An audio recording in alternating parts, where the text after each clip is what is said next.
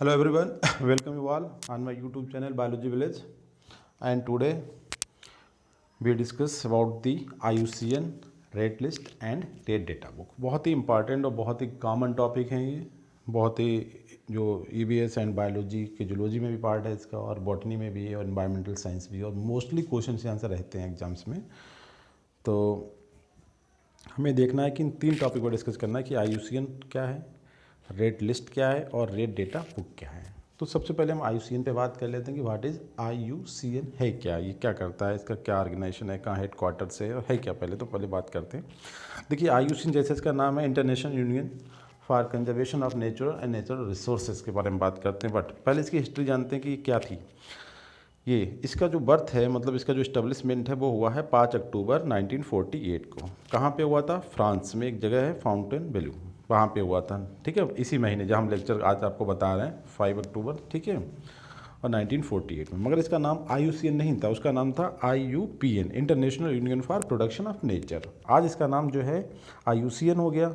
ये कब मिला है? 1956 में। ठीक है, 8 साल के बाद इसे नाम मिला है IUCN, जिसका मीनिंग हो गया आपका international union for conservation of nature and natural resources भी बोल सकते हैं, या फिर नेचर तक ही रखें। अच्छा, उसके बाद 2020 में इसने अपने जो इस्टेब्लिशमेंट के 72 ईयर्स कंप्लीट किए हैं। ठीक है, ये इसकी हिस्ट्री है कि 5 अक्टूबर 1948 को ये IUPN के फॉर्म में बना था। फ्रांस में इसकी नींव रखी गई थी, और बाद में 1956 में ये कन्वर्ट हो गया IUCN में, जो कि आज इसका प्रेजेंट नेम है, प्रेजेंट स्टेटस इसका है। और आज इस तरीके से ये 72 years of their establishment have been completed. अच्छा, इसके बाद इसका विजन क्या है, क्यों ये बनाया गया था? ये एक ऐसा संचार बनाना चाहता है जो लोग नेचर को समझ सकें और नेचर के लिए डेडिकेट हों, टू प्रोटेक्ट द नेचर। कहने का मतलब make such a word which can understand and the nature and dedicate to protect the nature. लोग के अंदर नेचर की समझ हो और वो नेचर को प्रोटेक्ट करने के लिए डेडिकेट रहें। ठीक है, दूसरा इसका मिशन ये था कि जो हमारी डाइवर्सिटी है, जो नेचर की जो डाइवर्सिटी है, इसे हम लोग, हमारी जो ह्यूमन जाति है, इसे वो कॉन्टिन्यूस और सस्टेनेबल वे में यूज करती रहे हमेशा, क्योंकि बनी रहे। इसी तभी तो तब बनी रहेगी नेचर डाइवर्सिटी, जो उससे हमें प्रोडक्शन मिल रहा है, जो हमें उससे बेनिफिट मिल रहा है। सबसे मेन हम उसे सस्टेनेबल वे में यूज़ तब करेंगे जब बनी रहे। हम पहले उसे बनाएं, फिर उसे इस तरीके से यूज़ करेंगे जिसे बोलते हैं सस्टेनेबल तरीका, कि हम यूज़ करें, हमारी आगे वाली जनरेशन यूज करें। ठीक है, तो इसका जो मिशन था वो ये था, स्टिमुलेट द पीपल, लोगों को ये समझ क्रिएट करना, उनके अंदर ये अंडरस्टैंडिंग लाना कि पूरे ग्लोबल, मतलब एक कंट्री के लिए नहीं, पूरे ग्लोबल, पूरी दुनिया में, toward the promotion and cooperation of sustainable and continuous use of biodiversity of nature. Biodiversity समझ रहे हैं, प्लांट्स, एनिमल, माइक्रो ऑर्गेनिक, जो भी लिविंग थिंग्स हैं, other than human, including human beings.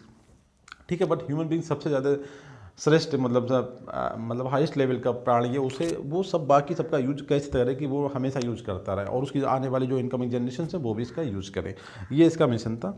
अच्छा, जो इसके की एरिया हैं, जो IUCN किन किन बारे में बात करता है, हमारे पूरे ग्लोबल जो इशूज़ हैं उन पर, जैसे कि बायोडाइवर्सिटी की बात करता है, क्लाइमेट चेंज के बारे में बात करता है, इकोसिस्टम मैनेजमेंट की बात करता है। इकोसिस्टम मैनेजमेंट की, जैसे कोई सिस्टम डिस्टर्ब ना हो, जैसे आज कुछ स्पीसीज मिस हो रही हैं तो ये मिस ना हो, इकोसिस्टम का मैनेजमेंट चलता रहे। इकोसिस्टम मतलब हम भी उसके पार्ट हैं। आज हम जो हमारी लाइफ यहाँ पे है वो इसीलिए कि इकोसिस्टम मैनेजमेंट है।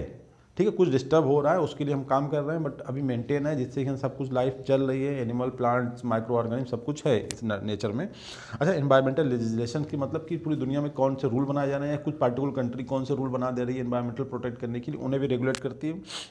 ग्लोबल पॉलिसीज़ मतलब हर तरीके की इकोनॉमिकली क्लाइमेट पॉलिसी जो बनती है उन पे भी नज़र रखती है। जेंडर रेशियो आजकल जैसे बहुत डिस्टर्ब हो रहे हैं, इंडिया के कुछ स्टेट में तो बहुत डिस्टर्ब है, तो उस पर भी ये अपनी नज़र रखती है। गवर्नेंस एंड राइट, जो लोगों की सुरक्षा की बात करते हैं, एनिमल सुरक्षा की बात, प्लांट को मतलब किस तरीके से वो हैंडल करना है, उनके राइट की बात करती है। मैरीन एंड पोलर इशू, जैसे होता है ना कि हमारी जैसे जो रिसर्च हो रही है पोलर पॉइंट पे, जैसे हमारे इंडिया की मैत्री है, ये जो रिसर्च स्टेशन बनाए जा रहे हैं, ये किस ऐसा तो नहीं कुछ नेचर के साथ कुछ डिस्टर्ब कर रहे हैं, उन पर भी नज़र रखती है, पोलर और मैरीन एरिया में क्या चल रहा है। अच्छा, रिजर्व एरिया जैसे कि नेशनल पार्क, बायोडाइवर्सिटी जो हॉट स्पॉट्स होते हैं, और वाइल्ड लाइफ सेंचुरीज होती है, तो इनके बारे में भी बात रखती है कि इन्हें कैसे क्लियर करा जाए, डिक्लेयर करा जाए, ज़्यादा से ज़्यादा बायोडाइवर्सिटी हॉट स्पॉट क्रिएट किए जाए, ज़्यादा से ज़्यादा मतलब नेशनल पार्क और सेंचुरीज बनाई जाए, जिससे कि protection of the wild life establish हो सके। उसके बाद ये साइंस एंड इकोनॉमी की बात भी करता है। अच्छा, स्पीसीज़ मतलब जो स्पीसीज़ ह्यूमन, जो जितनी स्पीसीज़ थी पहले और आज भी उतनी हैं, वो किस तरीके से ख़त्म हो रही हैं, उन्हें कैसे रोका जाए, इनके बारे में बात करना। वाटर क्राइसिस एक बहुत बड़ी प्रॉब्लम आज ग्लोबल लेवल पे, उसे भी ध्यान में रखती है। और बर्ड हेरिटेज, जैसे कुछ बहुत सारी ऐसी बर्ड हेरिटेज में मतलब एनिमल भी आते हैं, कुछ प्लांट्स भी आते हैं, और कहने का मतलब कुछ बिल्डिंग्स जो भी वर्ल्ड हेरिटेज की कैटेगरी में आते हैं उन पे भी मतलब उसका एक पार्ट है IUCN का। अच्छा, अब इसकी बात आता है कि इसके लिए क्या करती है। तो एक सबसे इंपॉर्टेंट बात है, बहुत इंपॉर्टेंट, कि ये एवरी 4 ईयर, 4 साल के, हर एक 4 साल के बाद ये मीटिंग ऑर्गेनाइज करती है। और हमारे भारत ने 1969 में ही इसकी जो थी होस्टिंग कर ली थी न्यू दिल्ली में, ये ध्यान रखना है आपको। बल्कि मीटिंग का मतलब यहाँ पे कॉन्फ्रेंस ना हो कि कांग्रेस कहा जाता है, क्योंकि इसमें कांग्रेस में क्या होता है कि हर तरीके के लोग, जैसे आप देखेंगे सिविल सोसाइटीज़, गवर्नमेंट्स, इंडस्ट्रियलिस्ट और ये सब लोग पार्टिसिपेट करते हैं। और क्या डिस्कस करा जाता है, to counter and discuss the global challenges of the nature conservation. जो नेचर कंजर्वेशन के जो इशूज़ हैं उन्हें कैसे करके मतलब काउंटर करें, उन पर क्या इशूज़, उन्हें क्या रास्ते निकालने के उन्हें हैंडल कर सकें। और 2020 में कहा कि फ्रांस में जो कंजर्वेशन की जो मीटिंग होने वाली थी, but due to corona pandemic ये शायद अभी पोस्टपोन चल रही है। ठीक है, अभी टाइम है, हो भी सकती, वरना ये पोस्टपोन है नियर अबाउट। अच्छा, अब इसकी IUCN एक रेट जारी करता है जिसे हम बोलते हैं रेड लिस्ट। ठीक है, ये क्या काम करती है, इसके बारे में जो फैक्चुअल इन्फॉर्मेशन है कि व्हाट इज़ रेड लिस्ट और इसका क्या मकसद है, क्या क्या चीज़ों को इसमें लिस्ट किया जाता है और क्या क्या बताती है, ये सब बातें हम इसमें बात करेंगे। देखिए, ये दो के बारे में बहुत डिस्कस करेंगे। एक 3 के बारे में बात करेंगे। 2004 के बारे में जो डेटा है, मतलब रेड लिस्ट जो 2004 में आई, उसे हम बहुत ज़्यादा कन्वीनियंट मानते हैं, उसके जो डेटा है उसमें बहुत ज़्यादा रिलायबल है। उसके बाद 17 में भी आई है और 2000 में भी आई है। ठीक है, तो हम 2004 वाली को ज़्यादा इंपॉर्टेंस देंगे बिकॉज क्योंकि जो NCERT में जो डेटा दिया गया 2004 के बारे में ज़्यादा अपना वो उन्होंने एम्फसाइज किया, तो उसे इंपॉर्टेंस दिया गया यहाँ पे। तो देखते हैं कि जो टोटल नंबर ऑफ जो थ्रेटेंड स्पीसीज है वो 2004 में था 15,500, 15,500, और कहते हैं कि 2017 में जो लिस्ट आई उसमें 25,821 हो गया, मतलब देखें डबल हो गया। ठीक है, तो ये बहुत मतलब हमारे लिए एक चिंता की बात है कि इतना तेज़ी से कैसे हमारी जो स्पीसीज है वो थ्रेटेंड होती जा रही हैं। दूसरा देखते हैं, बहुत ही सिग्निफिकेंट पॉइंट है, IUCN रेड लिस्ट 2004 क्या डॉक्यूमेंट्स करती है। देखिए, उन्होंने बताया कि 784 जो है स्पीसीज इन विच सबसे ज़्यादा जो है इनवर्टिब्रेट है, इसे ध्यान रखना है। और उसके बाद वर्टिब्रेट है 338 जो है 338 और 359 इनवर्टिब्रेट हैं और 87 ओनली प्लांट्स हैं। ठीक है, जिन ने बताया कि लास्ट के जो पुराने हमारे 500 साल पिछले हैं उसमें ये सब इतना एक्सटिंक्ट हुआ है। 784 स्पीसीज एनिमल प्लांट की जो है एक्सटिंक्ट हो गई हैं।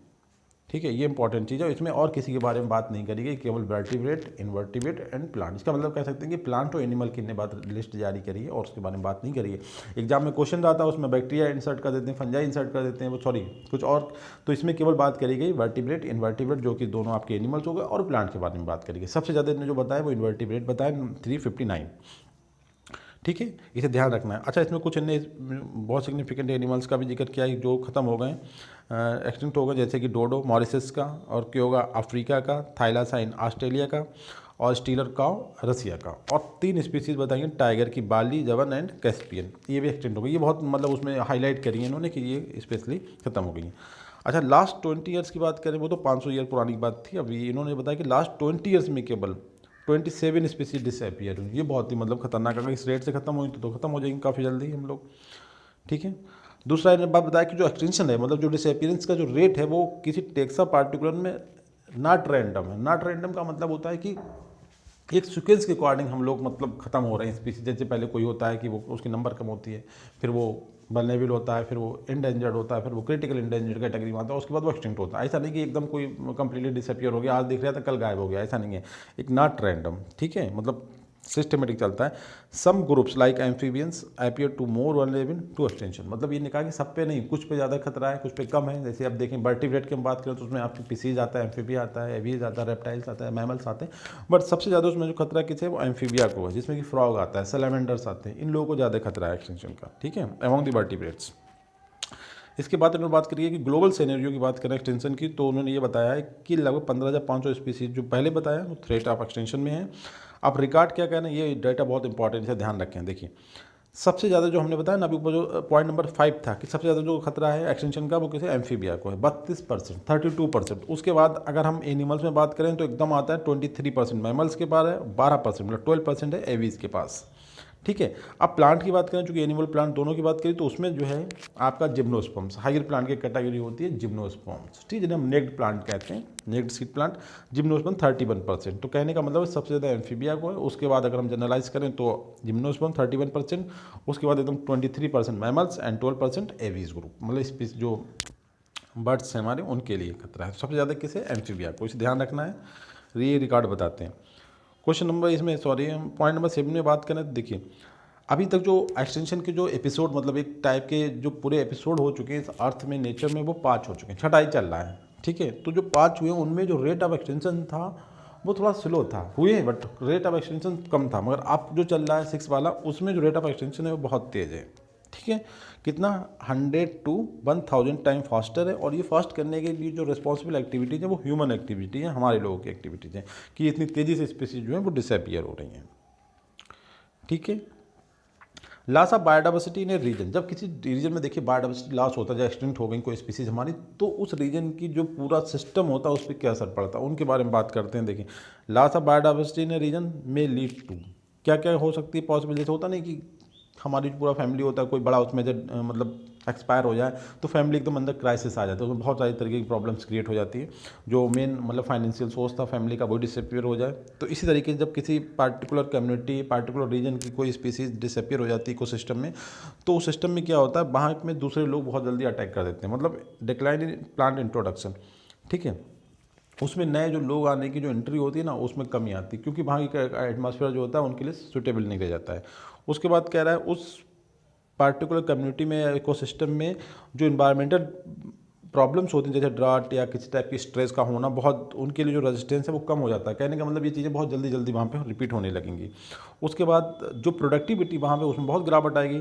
ठीक है, increase productivity in certain ecosystem process like productivity water use and paste and disease management, ये बहुत इसमें गिरावट आएगी। इंक्रीज वेरिएबिलिटी, कभी बहुत जल्दी हो जाएंगी कभी बहुत देर में होंगी, मतलब एक इनकी जो रेगुलर साइकिल है वो डिस्टर्ब हो जाएगी अगर किसी पार्टिकुलर बायोडाइवर्सिटी का लॉस होता है किसी इकोसिस्टम में किसी पार्टिकुलर एरिया में।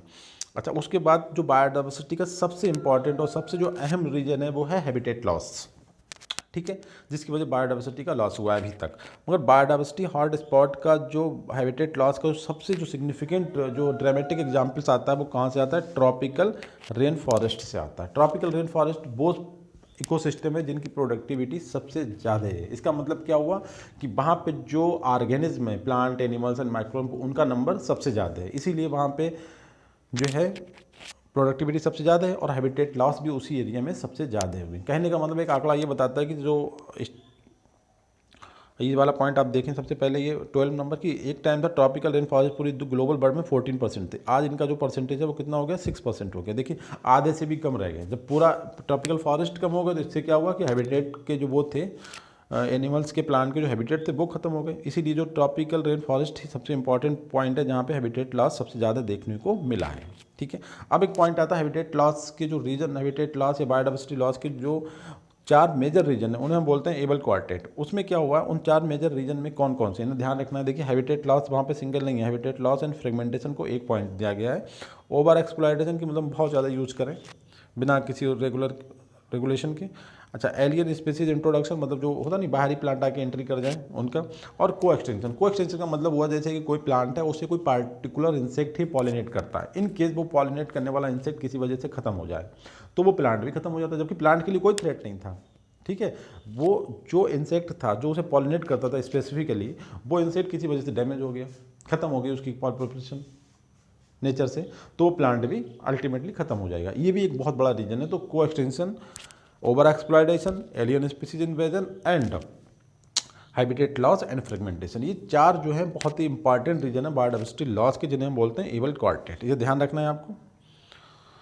उसके बाद हम देखते हैं जो IUCN रेड लिस्ट जो जारी हुआ था सबसे पहले 1963 में हुआ था। ठीक है, और 2004 की जो लिस्ट है हमने बताया ना वो most comprehensive inventory of the global conservation status of the plants and animal species. ठीक है, इसकी ज़्यादा वैल्यू दिया गया है। अच्छा, 2004 वाली लिस्ट ही आपको ये बताती है कि लगभग मोर देन 18,000 स्पीसीज जो हैं थ्रेटेंड हैं। ठीक है, उसमें जो असेसमेंट दिया गया वो लगभग 18,000 का, उसमें से 11,000 को बताया कि वो थ्रेटेंड है। अच्छा, इसके बाद रेड लिस्ट जो होती है कुछ ऐसे एग्रीमेंट जो होते हैं जो बायोडाइवर्सिटी कंजर्वेशन की बात करते हैं, जैसे CBD हुआ, साइट्स हुआ, ये क्या है कुछ एग्रीमेंट का मतलब साइट्स एक ऐसा ऑर्गेनाइजेशन एक एग्रीमेंट है जो international trade off the animal, जो हमारे बहुत ही मतलब इंपॉर्टेंट एनिमल्स हैं जो उनकी नंबर बहुत तेज़ी से घट रही है। ठीक है, जो threatened, vulnerable, extension, critical, endangered category में आ रहे हैं, उन्हीं एनिमल को लोग मार के उनके जो बॉडी पार्ट्स होते हैं उनका इंटरनेशनल ट्रेड करते हैं। तो साइट्स एक ऐसा ऑर्गेनाइजेशन जो उस ट्रेड पर रोक लगाता है कि ये इंटरनेशनल जो है इन पर मतलब इनकी जो मार्केटिंग है, जो ट्रेड हो वो ख़त्म हो जाए, बंद हो जाए। और CBD मतलब एक बायोडाइवर्सिटी कन्वेंशन बायोडाइवर्सिटी पे है, बायोलॉजिकल डाइवर्सिटी, तो उस पर ये क्या है कन्वेंशन, तो इसके बारे में भी रेड लिस्ट आपको इन्फॉर्मेशन देता है। इसके बाद रेड लिस्ट में जो बात करी गई है कि 11,046 स्पीसीज़ की बात करी गई, जिसमें से उन्होंने कहा है कि 3,485 एनिमल्स हैं और 5,611 प्लांट्स हैं। ठीक है, इन्हें कैटेगराइज करा है थ्रेटेंड। थ्रेटेंड में देखिए, थ्रेटेंड एक जनरल वर्ड है, इसमें 3 कैटेगरी आती है more normally, critical endangered, endangered and vulnerable. ठीक है, किसमें 2000 रेड लिस्ट में एक पॉइंट है सिंगल, बाकी 2004 का है, 2017 का है। ठीक है, इसके बाद हम नेक्स्ट पॉइंट में देखते हैं कि जो परसेंटेज ऑफ थ्रेटेंड स्पीसीज है, एंजियोस्पर्म्स के बारे में बात करता है वो, और 4 वर्टिब्रेट ग्रुप के बारे में। 4 वर्टिब्रेट मतलब टोटल वर्टिब्रेट ग्रुप है 5, उसमें से एक ग्रुप छोड़ता है ये भी।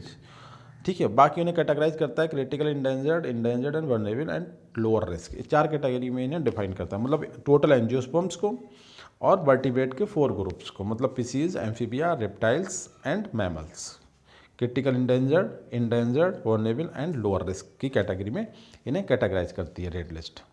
इसके बाद कहता है कि according to red list in India में, ये बहुत इंपॉर्टेंट बात है, देखिए इन इंडिया में इन्हें बताया कि 44 plant species are critically endangered हैं और 113 इंडेंजर्ड और 87 वल्नरेबल हैं। ये एक इंडिया के बारे में रेड लिस्ट की एक इन्फॉर्मेशन है। और अमंग द एनिमल्स कह रहे हैं 18% क्रिटिकली इंडेंजर्ड है, जो बताए हैं उसमें से 18% क्रिटिकल इंडेंजर्ड है और ओनली 54 इंडेंजर्ड है और 143 वल्नरेबल है। ये आपका आंकड़ा जो है इंडिया के बारे में रेड लिस्ट बताती है। अच्छा, इसके बाद IUCN के बारे में देखते हैं। IUCN के और इम्पोर्टेंस क्या है, जो तो रेड लिस्ट के बारे में बात कर रहे हैं, यहाँ पे एक पॉइंट IUCN के बारे में देख लेते हैं कि IUCN जो है वो अपने आप में साइंटिफिक एडवाइजर है, किसके लिए, WWF के लिए। ठीक है, इसका मतलब होता है वर्ल्ड बर्ड लाइफ फंड। ठीक है, एक ग्लोबल लेवल पे एक अपना इंडिया का WWF इंडिया बोला जाता है, ये WWF जो है ग्लोबल है। तो ये स्टेब्लिश हुआ था 1961 में और हेड क्वार्टर कहाँ पे, ग्लैंड स्विट्जरलैंड में। और इसका सिंबल क्या है, गेंद पांडा। 4 बहुत इंपॉर्टेंट क्वेश्चन चारों एग्जाम में पूछे जाते हैं, कब बनाया गया, हेड क्वार्टर कहाँ है, सिंबल क्या है। ठीक है, IUCN जो है WWF का साइंटिफिक एडवाइज़र है। इसी तर्ज पे, मतलब इसी ट्रेंड पे इंडिया ने अपना डेवलप किया था WWF इंडिया जे 1969 में, मतलब ये भी 8 साल के बाद देखिए 61 68। और इसका हेड क्वार्टर्स कहाँ है, मुंबई में, ध्यान रखना है, बॉम्बे पुराना नाम है। अच्छा, उसके बाद कहते हैं कि जो रेड लिस्ट है बर्ड की most comprehensive inventory of global conservation status of biological species, इसकी इतनी सिग्निफिकेंट है। अगर सबसे ज़्यादा जो कंप्रहेंसिव इन्वेंट्री है वो आपकी रेड लिस्ट है। और दूसरी बात है, रेड लिस्ट का जो क्राइटेरिया है वो दुनिया की किसी भी जगह पे और किसी भी प्लांट का हो चाहे एनिमल का हो, उन सब के लिए जो स्टैंडर्ड है कि इतनी स्पीसीज रह जाएंगी तो हम इसे क्रिटिकल इंडेंजर्ड कहेंगे, वल्नरेबल कहेंगे, या इतनी रह जाएंगी, या इस तरीके से जो इस पर डेंजर खतरा है वो इस तरीके, तो उनका जो स्टैंडर्ड स्टेटस है या जो क्राइटेरिया वो सबके लिए, ना तो जगह को इम्पॉर्टेंट है, कहीं के लिए डिफरेंट है या इस प्लेस के लिए दूसरा, ऐसा नहीं है। तो एक बहुत इंपॉर्टेंट है कि criteria are relevant to all species and all region of the bird. ठीक है, it contain the name of endangered species के नेम भी इसमें रखे गए रेड लिस्ट में। अब इसके बाद एक दूसरी चीज़ आती है जो बाद में आई है, IUCN की ही एक जो मतलब रिलीज़ है, कहने का मतलब उसका ही पब्लिकेशन है, रेड डेटा बुक। शुरू में इसे कहा जाता था रसियन डेटा बुक। अब इसका क्या मतलब है, रसियन क्यों कहा जाता था, पहले इसकी डेफिनेशन देख लें। रेड डेटा बुक का मतलब होता है एक कंपाइलेशन ऑफ डेटा, ठीक है, एक compilation of data on species threatened with extension and maintained by IUCN। हमने बताया ना कि IUCN ने इसे भी मेंटेन किया। दूसरा डिफरेंस है एक catalogue of taxa facing risk of extension. ठीक है, एक टेक्सा का वो कैटलॉग जो एक्सटेंशन का रिस्क फेस कर रहा है। ठीक है, कुछ ज़्यादा डिफरेंस नहीं है, मगर देखिए डिफरेंस बाद में आएगा। ये पब्लिक डॉक्यूमेंट है, वो पब्लिक डॉक्यूमेंट नहीं था। अब इसका एम क्या होता है, रेड डेटा बुक का प्रोवाइड कंप्लीट इन्फॉर्मेशन। देखिए, complete information of research and analysis of different species. ये थोड़ा सा लिस्ट जारी करता है, बट इसका जो मकसद होता है कि जो लोग अंडर थ्रेट हैं उन पे रिसर्च करी जाए क्यों हैं, और एनालिसिस किया जाए, उनके रीजन, उनके कारणों को जाना जाए क्यों ख़त्म हो रहे हैं। ठीक है, अब इसके फीचर्स की बात करते हैं। देखिए, इसे रसियन डेटा बुक क्यों कहा था, क्योंकि फर्स्ट ऑफ ऑल इसकी जो ओरिजिन हुई थी रसिया में हुई थी। ठीक है, तो इसे RDB ऑफ रशियन फेडरेशन बोला गया था।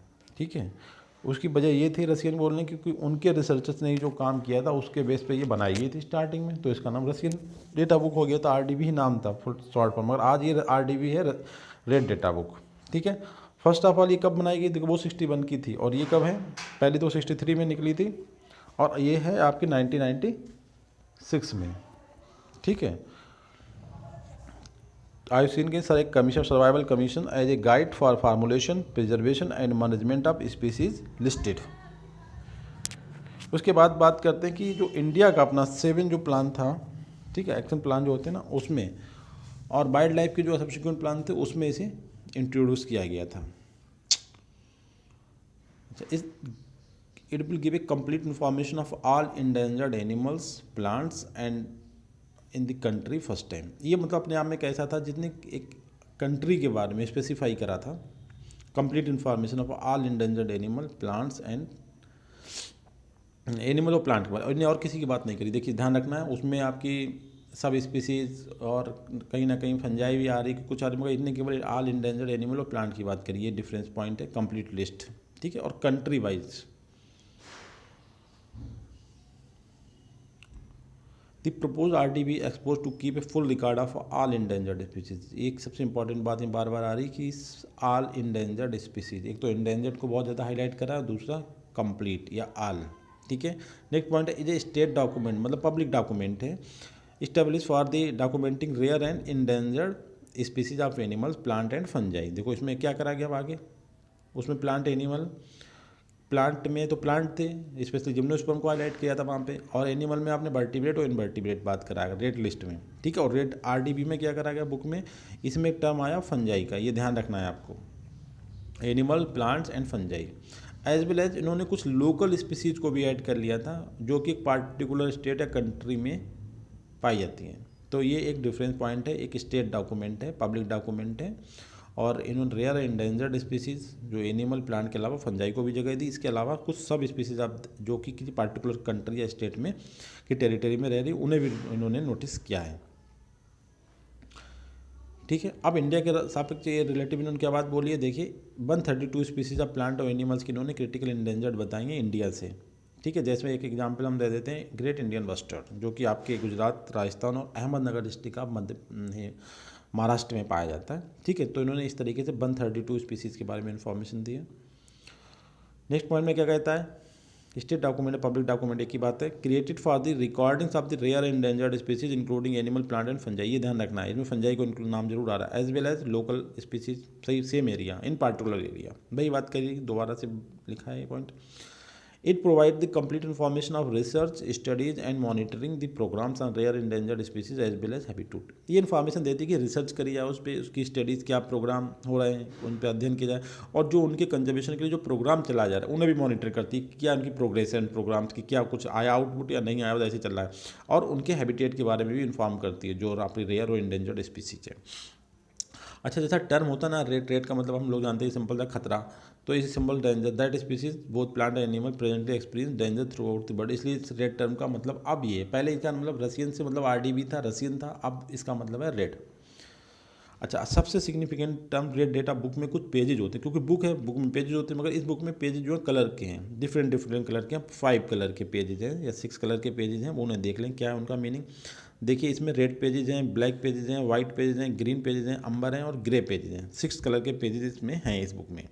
तो सबसे पहले हम बात करते हैं कि जो होता नहीं है, पता है ब्लैक हो गया, ब्लैक का मतलब वो खत्म ही हो गया, उसकी कहानी खत्म, उस पर अब कोई काम नहीं करना, एक्सटिंक्ट हो गया, कन्फर्म्ड है और वो भी कि खत्म हो गया, वो ब्लैक पेजेस पे लिखा जाएगा इस बुक में, जो एनिमल्स या प्लांट स्पीसीज या फंजाई की स्पीसीज जो खत्म हो गई है, जिसमें कोई डाउट भी नहीं है, कन्फर्म्ड है हमें, तो वो हमारा जाएगा ब्लैक पेजेस पे।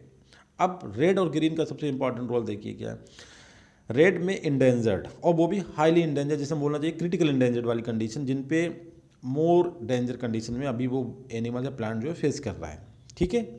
और वाइट का मतलब है कि वाइट को भी हल्की वैल्यू देते हैं, केवल रेयर, ब्लैक बिल्कुल खत्म हो गया, वाइट रेयर वालों के लिए सबसे इंपॉर्टेंट जो सिग्निफिकेंट बात है वो रेड और वाइट, रेड और ग्रीन की करेंगे। रेड बहुत ज़्यादा खतरा है तो सबसे ज़्यादा क्रिटिकल इंडेंजर्ड होता है, क्योंकि एक्सटेंट पे तो हम ऑलरेडी बता चुके हैं कि ब्लैक वाला एक्सटेंट में आएगा। तो रेड का मतलब इंडेंजर्ड, और इंडेंजर्ड भी कैसा कि उस पर बहुत ज़्यादा खतरा कंटिन्यूस बढ़ता चला जा रहा है, मतलब क्रिटिकल इंडेंजर्ड में पहुँच जाएगा, ठीक है, ध्यान रखना है। और ग्रीन का मतलब क्या है कि इंडेंजर्ड है वो, मगर अब उसकी स्पीसीज़ हमारे जो अटेम्प्ट हैं, जो ऑर्गेनाइजेशंस हैं या जो हमारे लेबोरेटरीज में साइंटिस्ट काम कर रहे हैं, उन्होंने उसकी नंबर को किसी भी तरीके से बढ़ना शुरू हो गई है, ठीक है। तो ये आते ग्रीन मतलब स्पीसीज़ प्रोफाउंडली इंडेंजर्ड है, but their number have to started increase या रिकवर होना शुरू हो गया है। ये इंपॉर्टेंट बात है, ध्यान रखना। ग्रीन में तो ग्रीन का मतलब प्योरली इंडेंजर्ड और रेड का मतलब क्रिटिकल इंडेंजर्ड। ये खतरा अभी बढ़ता चला जा रहा है उनके ऊपर। ठीक है, अब ये 4 बातें आपने कर ली। उसके बाद अब देख लेते हैं ग्रे ऑम्बर। इनके बारे में थोड़ा सा और है। ग्रे तो बहुत ही ज़्यादा स्पेसिफिक है। देखिए ग्रे का मतलब क्या है कि कुछ ऐसी स्पीसीज जो हमें पता ही नहीं कि इंडेंजर्ड है, वल्नरेबल है, रेयर हैं। ठीक है, उन चीज़ों को हमने रख दिया क्योंकि उनके बारे में हमें सही से इन्फॉर्मेशन नहीं प्रोवाइड है कि हम उन्हें रखें कहाँ पे। ठीक है, वो तो ग्रे हो गया। अब आ गया एक कैटेगरी बची है वो वल्नरेबल, और एक पेज बचे हैं आपके पास अंबर कलर के। ठीक है, तो अंबर कलर पे हमने रख दिया है वल्नरेबल। वल्नरेबल का मतलब जैसे क्या होता है कि ओपन टू अटैक, हर कोई उन्हें मतलब बहुत सारे रीजन्स हैं जिसकी वजह से वो मतलब उनका जो एक्सटेंशन की तरफ वो मूव कर रहे हैं। ठीक है, ऑलरेडी मतलब अटैक्ड बाई अदर स्पीसीज, अपने लोग उन्हें मार रहे हैं, उन्हीं की स्पीसीज के लोग मार रहे हैं, दूसरे खतरे भी उनके ऊपर हैं। तो ऐसे एनिमल्स या प्लांट को बोलते हैं वल्नरेबल कैटेगरी में, और ये राइट डाउन करे जाते हैं अंबर कलर के जो पेजेज होते हैं रेड डेटा बुक में। तो ध्यान रखना है। देखिए ब्लैक पे सबसे इंपॉर्टेंट क्वेश्चन ये आता है, ब्लैक का मतलब खत्म, एक्सटिंक्ट हो चुके हैं, और वाइट का मतलब रेयर, कोई चांस इन पर डिस्कस करने का नहीं बचता है।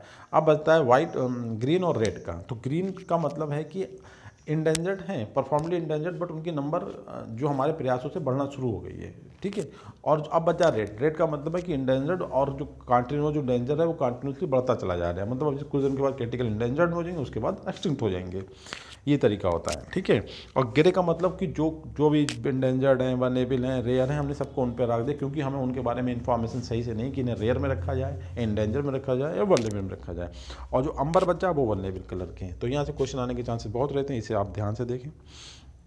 ठीक है, लास्ट पॉइंट क्या है, रेड डेटा बुक्स है वो आपका threatened, non threatened and unknown species के बारे में आपको इन्फॉर्मेशन प्रोवाइड करता है। ठीक है गाइज, इसके साथ ये लेक्चर कंप्लीट होता है। कोई प्रॉब्लम हो तो मुझे बताइए। क्वेश्चन के जो हमने कुछ पॉइंट पे ज़्यादा हाईलाइट किया वहीं से क्वेश्चन आता है। ठीक है, इनके ऑर्गेनाइजेशन, इनके जो हेडक्वार्टर्स कहाँ पे हैं, और ये क्या इन्फॉर्मेशन देते हैं, जैसे कि आरडीबी पब्लिक डॉक्यूमेंट है जबकि रेड लिस्ट पब्लिक डॉक्यूमेंट नहीं है।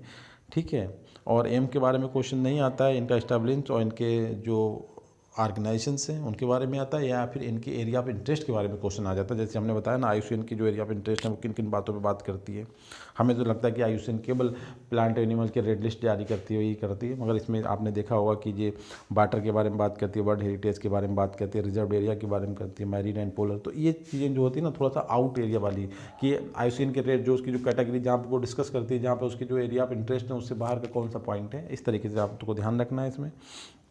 और ये जो एनिमल्स होते हैं कि कौन सा एनिमल किस देश को बिलोंग करते हैं, जैसे डोडो मॉरिशस का है, कोगा अफ्रीका का है, थाईलैंड साइन आपका ऑस्ट्रेलिया का, इस तरीके से क्वेश्चन आते हैं। इन्हें ध्यान रखें प्लीज़। इसी के साथ thank you very much guys.